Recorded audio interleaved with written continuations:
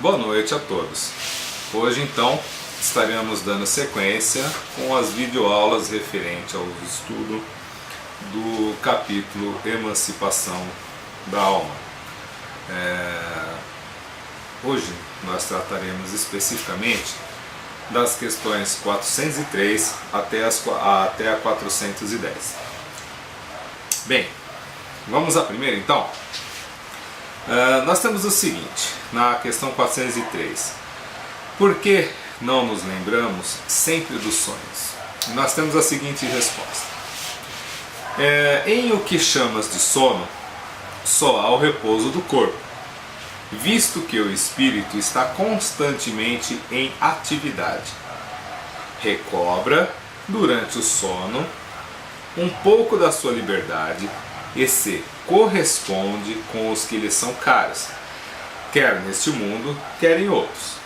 Mas, como é pesada e grosseira a matéria que o compõe, o corpo dificilmente conserva as impressões que o espírito recebeu, porque a este não chegaram por intermédio dos órgãos corporais. Nós vamos observar no processo de leitura das perguntas e das respostas que Kardec, invariavelmente, ele recorria a perguntas muito parecidas. Qual era o seu objetivo?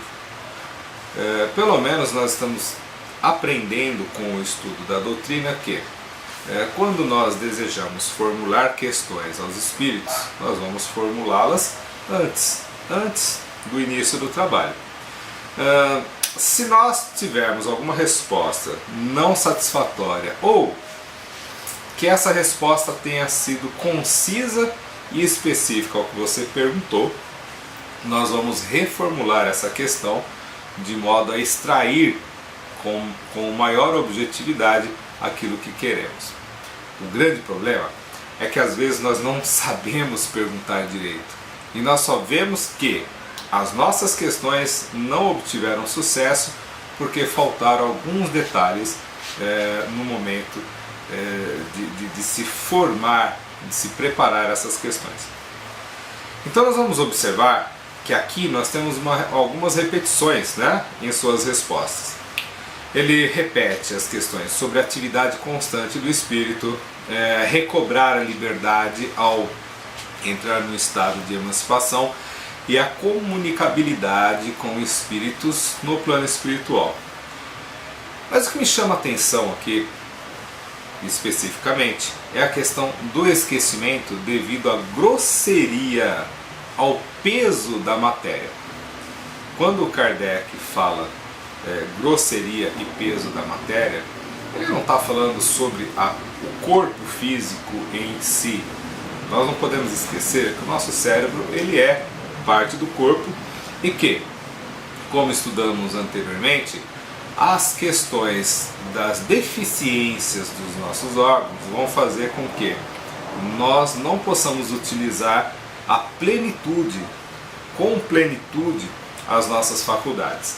Então, observem que vamos tratar aqui especificamente do cérebro.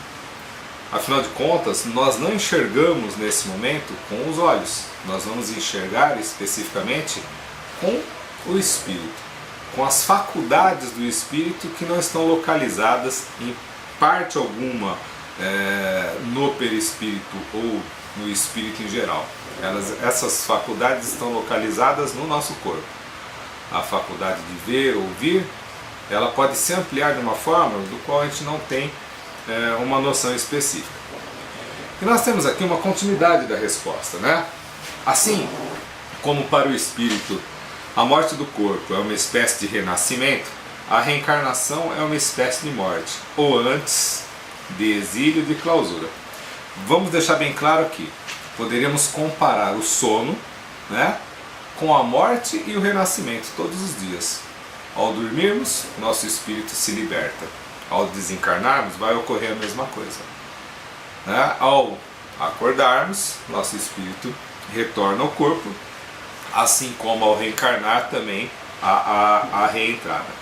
Mas o que eu quero que a gente possa entender com essa questão de morrer ou não morrer, reencarnar ou não reencarnar, entrar no corpo ou não entrar, é que a gente observe o seguinte: no momento da reencarnação, o espírito ele entra em estado de perturbação. O que seria esse estado de perturbação? É quando o espírito começa a perder a noção, ele começa a perder o controle das suas faculdades, a sua memória, que pode ser integral naquele momento, ela começa a obscurecer, de forma que, ao adentrar num novo corpo, nós estamos adentrando num corpo virgem, um HD virgem, um CD, um DVD, um pendrive, não importa o que vocês pensem nesse momento. Mas o fato é que nós vamos começar a regravar essa nova experiência através de um novo corpo físico. Pelo peso, pela deficiência desse órgão, né, físico, que é o cérebro, nós vamos ter então dificuldades de lembrar aquilo que nós vimos do plano espiritual. Por isso, né, a questão de não termos lembrança dos sonhos. Em sua maioria, nós temos uma vaga impressão do que realmente ocorreu no plano espiritual. Dando continuidade, nós vamos ter aqui no final da resposta: ele deixa o mundo dos espíritos pelo mundo corporal, como o homem deixa esse mundo por aqui, com relação ainda à morte, à entrada e saída do corpo. Temos aqui ainda, mais adiante, o seguinte: mas, como este, com relação à morte, o espírito, só no instante supremo, quando chegou o momento predestinado, tem consciência de que vai reencarnar. Vamos entrar agora especificamente no que eu falei. Então, qual homem é a agonia, dele se apodera a perturbação, que se prolonga até que a nova existência se ache positivamente encetada. Ora, se nós fizermos essa comparação do morrer e renascer todo dia, nós vamos ver que não é difícil compreender a questão da perturbação do qual nos encontramos. Basta fazer um teste. Ao retornar, ao acordar todas as noites, no momento em que estivermos sonhando, há uma grande dificuldade de se lembrar. Um dos métodos que eu já aprendi em outras doutrinas é: acordou de madrugada? Note. Não precisa anotar tudo na íntegra. O nosso cérebro ele funciona por palavras-chave. Então, acordou de madrugada, você se lembra da história que ocorreu, o que você estava vivenciando, anota pontos específicos. Maravilha! Ao acordar, você talvez não se lembre de nada. Ótimo! Leia o que você escreveu. Ao ler, o nosso inconsciente ele vai buscar as informações necessárias de uma maneira muito rápida e eficiente. Bem, na questão 404, nós vamos ter o seguinte: que se deve pensar das significações atribuídas ao sonho. Na primeira videoaula eu falei exatamente sobre isso. Não há significado do tipo adivinhação, né, aos sonhos, porque nós entendemos que os sonhos nada mais são do que as visualizações que o nosso espírito teve no plano espiritual. Então, como que nós podemos querer, né, dar significado a isso? Eu poderia chamar isso de misticismo, né, de querer adivinhar coisas, né, que muitas vezes não vão fazer sentido para nós aqui nesse exato momento, mas que fazem todo o sentido para o espírito, porque ele de alguma forma entra em relação com aqueles espíritos que ele tem afinidade. E muitas vezes esses espíritos do qual possuímos atividade nem fazem parte da nossa relação atual. São espíritos que ainda se encontram na erraticidade, né, e buscam se reencontrar com seus pares. Bom, mas espera aí, algumas vezes nós temos sonhos que se realizam, ou que se referem exatamente a atribulações que nós estamos passando no nosso dia a dia. Vou dar um exemplo meu, nada melhor que um exemplo meu, né? Conheço o exemplo de vocês? Não, não conheço, então vou falar de mim.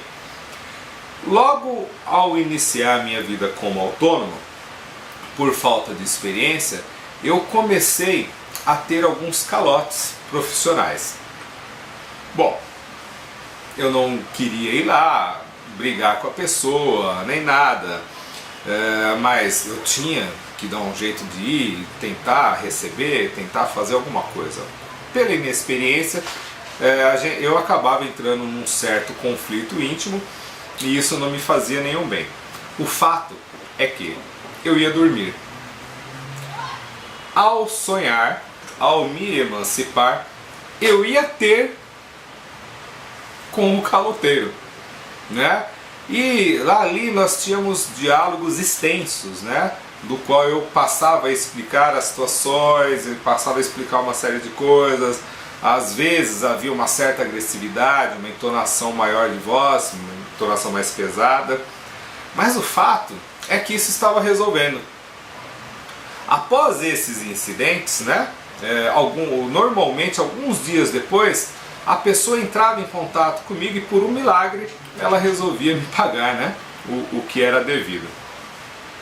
Aí entra o grande perigo da falta de ética e da falta de moral relativa ao desdobramento.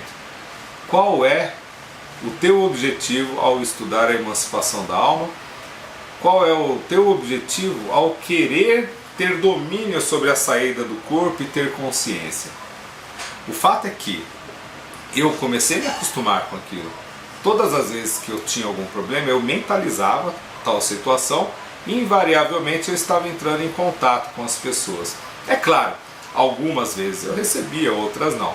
Mas o fato é que eu, como espírito, no momento da emancipação da alma, do sonho, estava influenciando essa pessoa.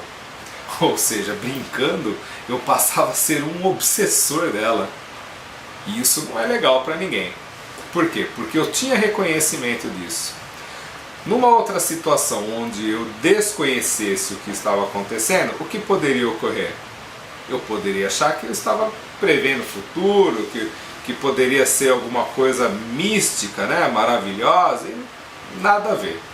Nada mais, nada menos do que eu mesmo me impondo sobre uma situação. Graças a Deus tomei vergonha na cara e consegui me desvencilhar desse hábito. Mas enfim, nós temos aqui o seguinte como resposta. As significações atribuídas aos sonhos são verdadeiras no sentido que apresentam imagens que para o espírito têm realidade. Para o espírito, lembram que eu disse no início? Às vezes as nossas ansiedades, os nossos desejos nada tem a ver com as nossas necessidades enquanto encarnados. Então, na realidade, as coisas que nós vemos muitas vezes no plano espiritual não têm uma relação específica com a vida corporal.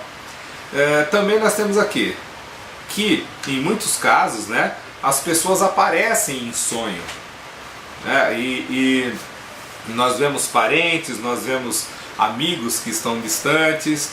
Isso nada mais é do que reencontros rápidos, né? E nós vamos perceber o que, né?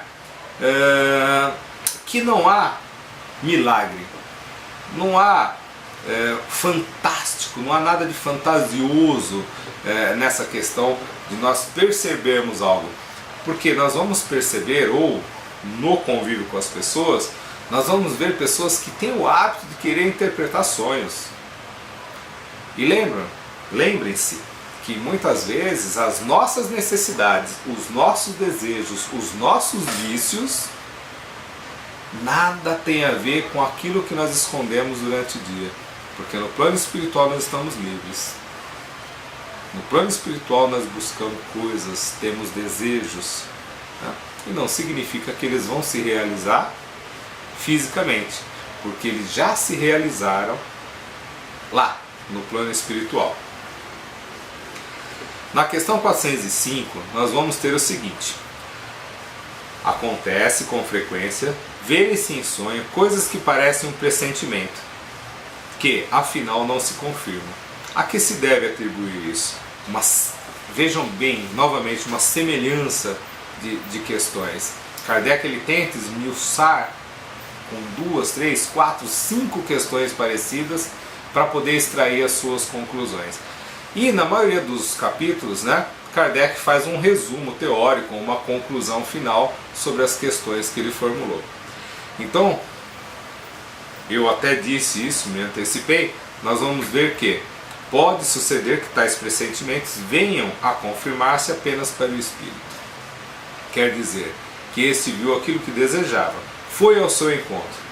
É preciso não esquecer que durante o sono, a alma está mais ou menos sob a influência da matéria e que, por consequente, nunca se liberta completamente de suas ideias terrenas, donde resulta que as preocupações do estado de vigília podem dar ao que se vê a aparência do que se deseja ou do que se teme. A isto é que, em verdade, cabe chamar-se efeito da imaginação. Sempre que uma ideia nos preocupa fortemente, tudo o que vemos se nos mostra ligado a essa ideia. Conversando com alguns amigos, buscando compreender o fenômeno da emancipação da alma, me sugeriram algumas técnicas do qual nós poderíamos saturar a nossa mente com imagens, com palavras ou com pensamentos direcionados. Isso de certa forma funciona, porque se sem conhecimento, sem técnica e pela exaltação dos nossos sentidos nós já fazemos isso com muita facilidade, isso nós vamos ver os tormentos, as aflições que nós passamos durante o sono físico, o que dirá então se nós conseguirmos adquirir um controle razoável sobre a nossa vontade? Agora eu venho me questionando, é fácil isso? Não, não é fácil, porque se fosse fácil, né, e se fosse determinante que através de um exercício nós tivéssemos liberdade para fazermos o que quisermos, não era necessária a reencarnação, né? Bastaria que todos nós estudássemos com um certo afinco, com uma certa determinação, que em breve, muito provavelmente, nós não estaríamos nem preocupados com a vida corporal. Nós gostaríamos e iríamos querer, é claro, viver na vida extrafísica, ou seja, no plano espiritual. Na questão 406 nós vamos ter o seguinte: quando em sonho vemos pessoas vivas, muito nossas conhecidas, a praticarem atos de que absolutamente não cogitam, não é isso por efeito da imaginação? Olha a pegadinha. Que maravilhoso isso, né? A resposta vem o seguinte: de que absolutamente não cogitam, dizes? Ou seja, como nós podemos conhecer a real personalidade da pessoa, o que ela vibra intimamente, quais os seus vícios, as suas tendências. Lembram? As máscaras. Olha, eu posso me apresentar como santinho, como uma pessoa socialmente correta, etc. Mas e no plano espiritual? Ao depararmos com alguém, será que nós não vamos identificar aquilo que ele realmente é? Ou será, vamos brincar um pouco, nós poderíamos atribuir isso a um obsessor querendo nos enganar, criar uma intriga com relação às pessoas à nossa volta? São dois pontos importantes para se pensar. Mas não vamos desviar o foco. Se eu começar a puxar outros assuntos, nós vamos ampliar, ramificar muito isso. Então veja bem, que sabes a tal respeito? Os espíritos dessas pessoas vêm visitar o teu, como o teu as vai visitar, sem que saibas sempre o em que elas pensam. Demais, não é raro, atribuir-lhes de acordo com o que desejais a pessoas que conheceis o que se deu ou se está dando em outras existências. Ora, muitas vezes nós vamos ver essas pessoas entrando em relação com hábitos de outras existências. Pode até parecer estranho, mas para quem tem um maior grau de lucidez, ele vai ver que os espíritos, eles se vestem das mais variadas formas. E normalmente eles buscam se vestir, eles buscam participar de eventos do qual eles simpatizam de uma maneira muito forte.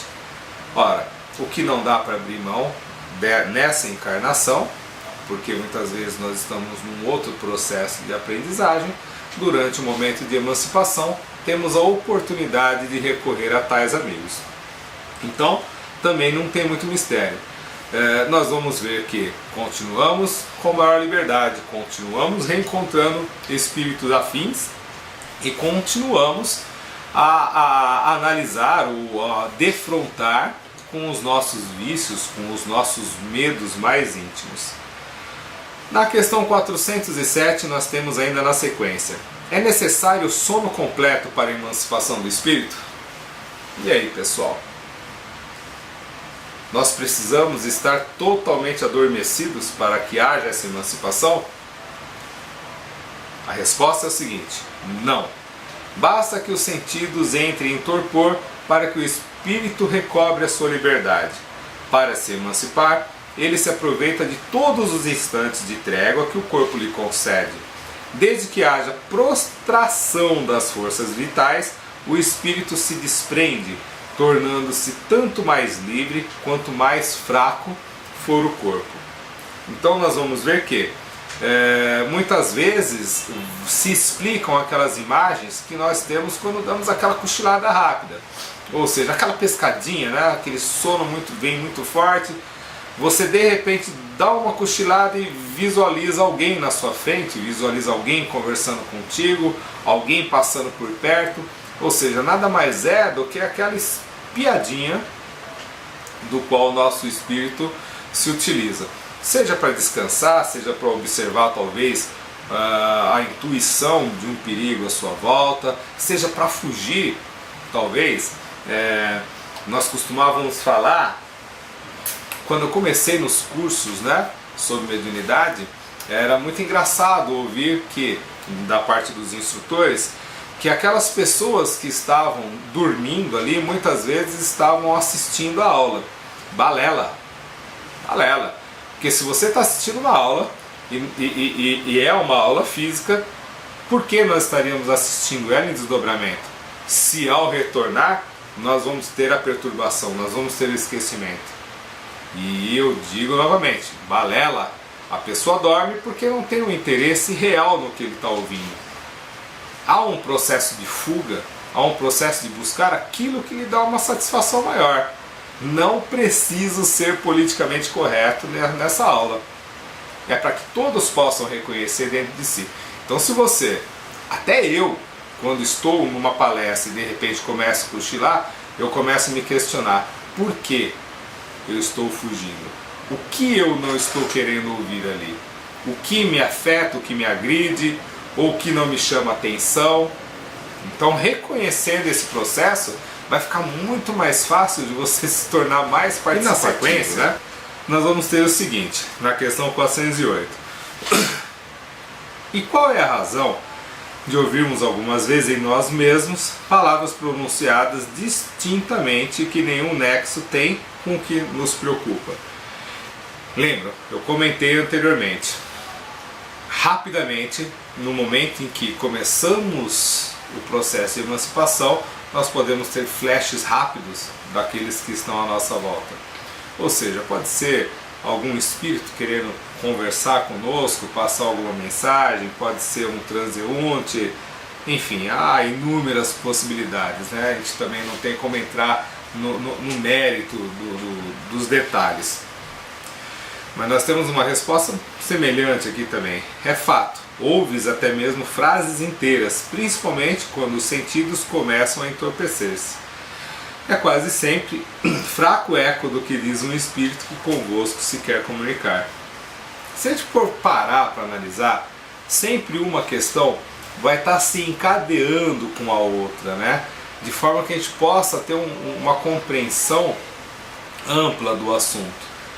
Às vezes, pode até parecer um pouco enfadonho, né? Meio chato ficar perguntando, reperguntando, falar, pô, mas essa pergunta já vi, já deu a entender na outra, já respondeu, mas um pequeno detalhe aqui, um pequeno detalhe lá, quando a gente for fechar o conjunto das explicações, o conteúdo vai ficar muito melhor.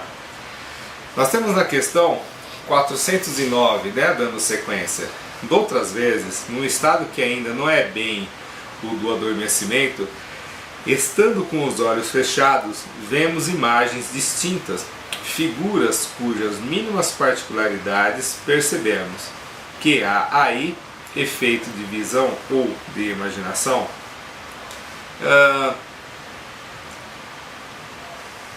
Nós vamos observar muito esse processo durante as atividades de trabalho mediúnico. Muitas vezes o médium ele está ali concentrado com os olhos fechados e ele não chega a adormecer, mas ele tem pequenos flashes, né? Flashes, digamos assim, onde o espírito vai rapidamente até o ponto de observação e retorna. Segundos às vezes são o suficiente para que o espírito veja as cenas inteiras e memorizá-las dentro do possível e trazer as informações, né? Então nós temos como resposta mais concreta aqui: estando entorpecido o corpo, o espírito trata de desprender-se, transporta-se e vê. Se já fosse completo o sono, haveria o sonho. Então nesse caso nós não vamos ter relações integrais, né, com os espíritos no plano espiritual. Nós vamos ter pequenos detalhes, coisas rápidas que podem estar envolvendo uma atividade, envolvendo uma necessidade nossa, um chamado de algum outro espírito. São muitas as possibilidades. Eu também não tenho como fechar esse assunto e engessá-lo, falar não, é isso e pronto. Seria até a hipocrisia da minha parte. E na questão 410 nós temos o seguinte: dá-se também que, durante o sono, ou quando nos achamos apenas ligeiramente adormecidos, acodem-nos ideias que nos parecem excelentes e que se nos apagam da memória, apesar dos esforços que façamos para retê-las. De onde vêm essas ideias? Olha novamente, as questões se entrelaçando. Provém da liberdade do espírito que se emancipa e que, emancipado, goza de suas faculdades com maior amplitude. Também são frequentemente conselhos que outros espíritos dão. Nós temos duas possibilidades aqui. Primeiro, que quando nós entramos em estado de emancipação, pode ocorrer um fenômeno anímico, do qual nós adquirimos uma liberdade maior, adquirimos com a liberdade maior um retorno da nossa memória.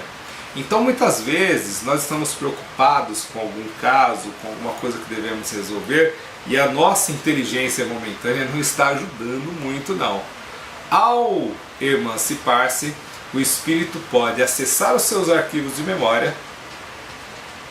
Vejam bem, é anímico. Ele pode acessar os seus arquivos de memória, buscar uma solução para aquele problema e trazê-la de forma que desesperadamente, ao acordarmos, possamos lembrar de alguma coisa. Lembram da técnica de anotar durante um sonho ou qual a gente acorda? Isso é de extrema importância também. Ou, né, saindo do fato anímico, nós podemos também ter algum espírito nos auxiliando de alguma forma, nos dando alguma dica, ou quiçá, sabe-se o que é realmente o espírito à nossa volta. Não dá para ter também uma noção 100%.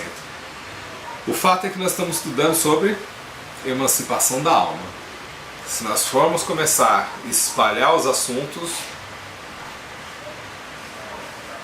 a gente não vai acabar tão já, tenho certeza disso.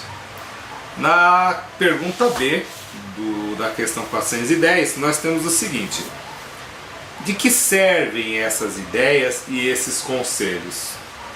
Desde que, pelo esquecer, não os podemos aproveitar? Essas ideias, em regra, mais dizem respeito ao mundo dos espíritos do que ao mundo corpóreo. Pouco importa que comumente o espírito as esqueça quando unido ao corpo. Na ocasião oportuna, voltar-lhe-ão como inspiração de momento. É interessante a gente lembrar que em se tratando de espírito, tudo pode acontecer. Não tem como a gente parar e fazer uma análise real do que ocorreu. Porque essa análise que nós podemos julgar como real, ela não vai ultrapassar o nosso conhecimento e a nossa cultura com o corpo físico. Por mais conhecimento que a gente tenha sobre a doutrina espírita ou outras doutrinas, o nosso senso, as nossas percepções podem atrapalhar muito as informações e as análises. Então fica muito difícil chegar a uma conclusão, a menos que ela seja muito objetiva, Enfim, hoje nós encerramos mais essa parte de estudo do Livro dos Espíritos. Eu espero que possa ter esclarecido. Caso tenham alguma dúvida ou queiram acrescentar algo, o canal do YouTube ou o próprio blog Espiritismo Prático está à disposição. Lembrando que toda a ajuda é bem-vinda. Sempre nós vamos ter como analisar, discutir os assuntos, complementar algo que eu possa ter esquecido, ou retificar algo, caso vocês achem que eu tenha falado alguma besteira ou que tenha muita discrepância com a doutrina espírita. Então tenham uma boa noite e até a próxima aula. Fiquem em paz.